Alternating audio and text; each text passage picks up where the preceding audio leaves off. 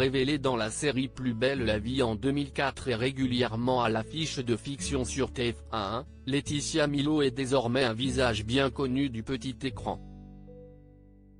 Mais en marge de sa carrière d'actrice, l'épouse de Badri s'illustre également en tant qu'écrivaine. En effet, déjà auteure de 4 ouvrages, Je voulais te dire, 2010, On se retrouvera, 2013, Le bébé, CIST pour quand, 2016, Et lié pour la vie, 2017, Laetitia Milo est de retour avec un 4e livre, Célia, publié aux éditions Plomb. Dans ce roman, elle raconte l'histoire d'une chanteuse trentenaire, ancienne candidate de la Star AC, qui renoue avec le milieu des strass et des paillettes en postulant pour la plus grande comédie musicale de Paris. Mais certaines parts d'ombre viennent ponctuer l'histoire, comme les accidents inexpliqués auxquels font face les concurrentes de la jeune femme, ou l'arrivée d'un fan obsessionnel.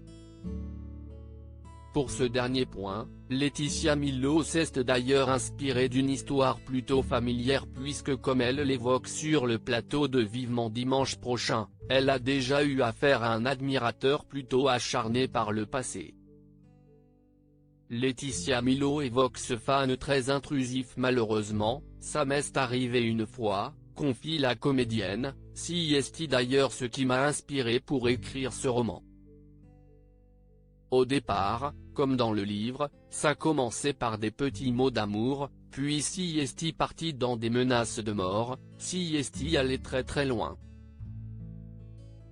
Si loin que Laetitia Milo a été contrainte d'entamer des poursuites judiciaires contre son harceleur, qui avait réussi à se procurer les coordonnées de son idole. Il m'envoyait des lettres, il avait réussi à avoir mon numéro de téléphone. Il était très intrusif dans ma vie privée, ce qui était très limite.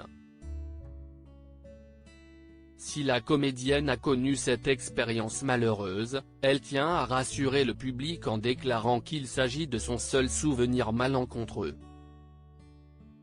J'ai un public très bienveillant, ajoute-t-elle en riant, ils sont super avec moi.